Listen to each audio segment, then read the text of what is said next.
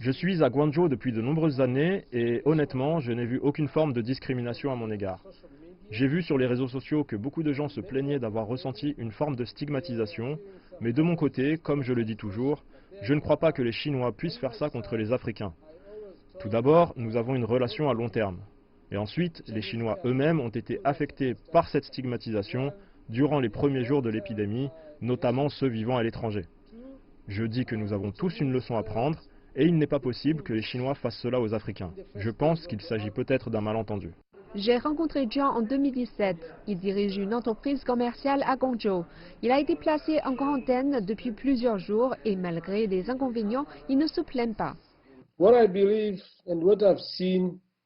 Ce que je crois et ce que j'ai vu, c'est que le gouvernement chinois a travaillé très dur. Je pense qu'il a fait beaucoup de choses. Quand ils m'ont placé en quarantaine, je savais qu'ils faisaient de leur mieux pour contenir l'épidémie.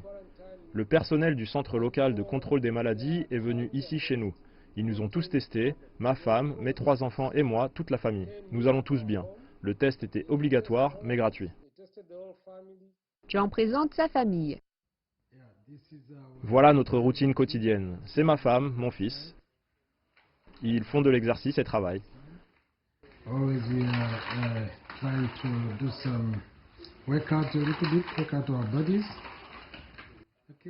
Pouvez-vous me regarder, ma chère épouse? Et mon fils, regarde-moi. De l'autre côté, ma fille fait de la calligraphie.